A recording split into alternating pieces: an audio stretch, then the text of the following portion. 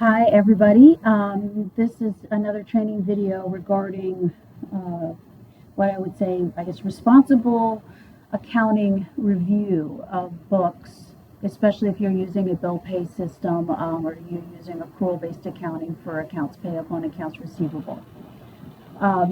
So everybody's probably familiar with this screen in QuickBooks. Standard reports and balance sheet, profit and loss, statement of cash flows. These are probably all reports that you use on a fairly regular basis. One of the more important reports that I believe it's incumbent upon bookkeepers to look at, because business owners don't always know what to look at, is unpaid bills and unpaid invoices.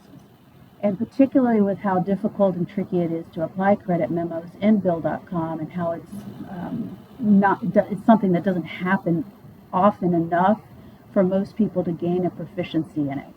So how can you double check yourself? Okay, so if you go into one of the most important reports that I like is standard reports, go down to what you owe, and go to unpaid bills. So you see this is a standard report in QuickBooks. I highly recommend favoriting it. It's something that you should be looking at on a monthly basis at a minimum, a quarterly basis. So it's a little bit of a misnomer because it's not just unpaid bills, it's basically any unpaid or open credits in the vendor record. So if you scroll down, what you're looking for, obviously, positive amounts are just bills that you have on the books that you haven't paid yet. Standard thing is that those really shouldn't be going more than a few days past due. So for example, here's one that really does need to be researched. There's no reason to have a bill on the books that hasn't been paid since 2024. What the purpose of this training video is, though, is I want to isolate vendor credits that are on the books.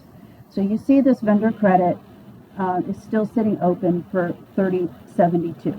So there's two reasons this is important. Number one, you don't want to leave money on the table you don't want to have the customer be spending money that they don't need to be spending. If they have an open vendor credit, they should be paying bills less.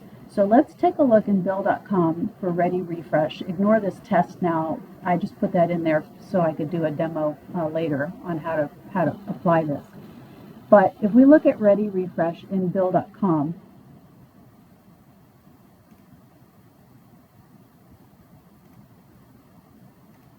let me get my other screen here. Okay, so if we look at vendors, Ready Refresh, let's look at their history. We can see in here that there have been recent bills and recent payments, cash out of the bank account.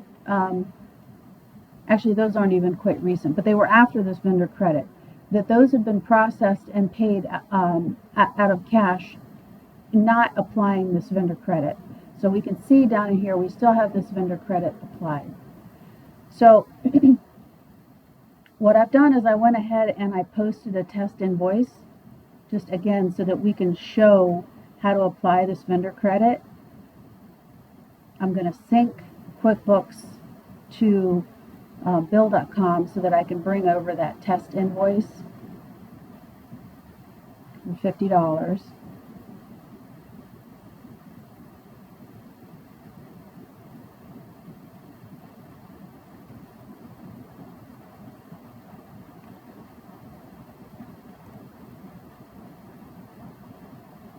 And then we're going to refresh the screen.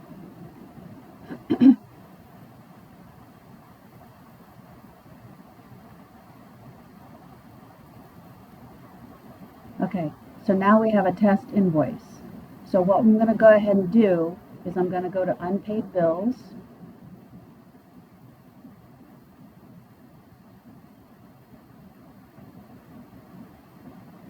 And this has not been approved, so I'm just going to go ahead and filter for vendors Ready Refresh so that it shows up. Okay, apply. Now I see the bill here for $50, and it's, let's say it's gone through the cycle, it's been approved, you don't see the vendor credit until you get all the way over here to the right. Okay, so you have to scroll all the way to the right, which makes it really easy to not see that there are vendor credits available. But I see the vendor credit now. I'm going to apply the vendor credit. Okay.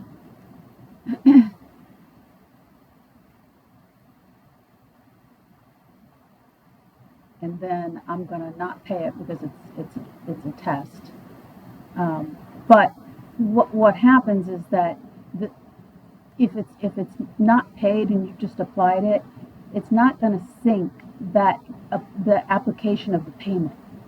So I'm going to go ahead and hit, let's call a payment amount, let's call it 0 for now.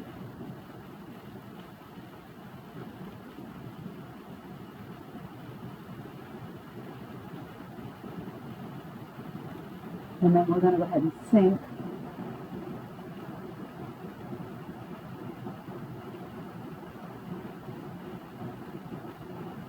And then when I come back over here to QuickBooks,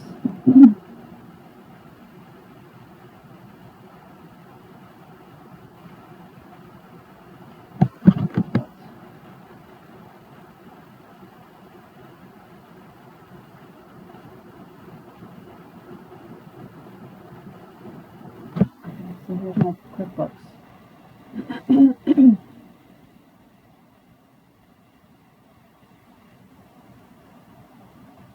And I refresh my unpaid bills report. Let me go down here to ready refresh. It's still going to show that vendor credit is open. So what I have to do is I have to do create pay bills. Actually, there's two ways to do it.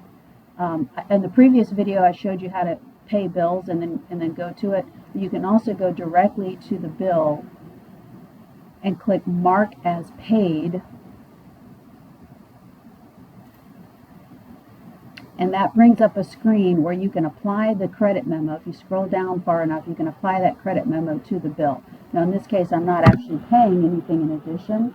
So I'm going to make my cash amount 0, and I'm going to make my payment amount equivalent to the credit memo that I'm applying. And I would go ahead and apply them. So this is taking the full amount of the vendor credit, applying it to the open balance.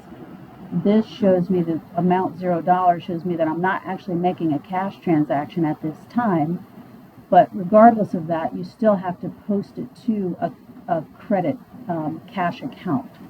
So what this will show up as is a $0 bank reconciliation item, but what it's doing is it's taking the credit and attaching it to the bill.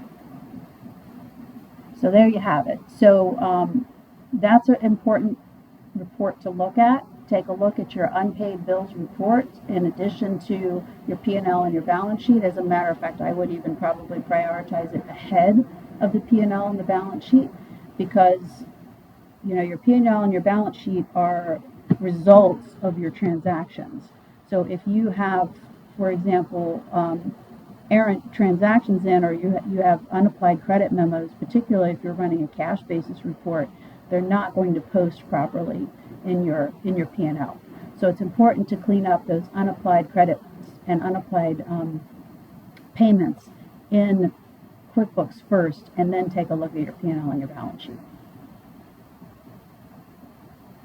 Hope that was helpful. Thanks.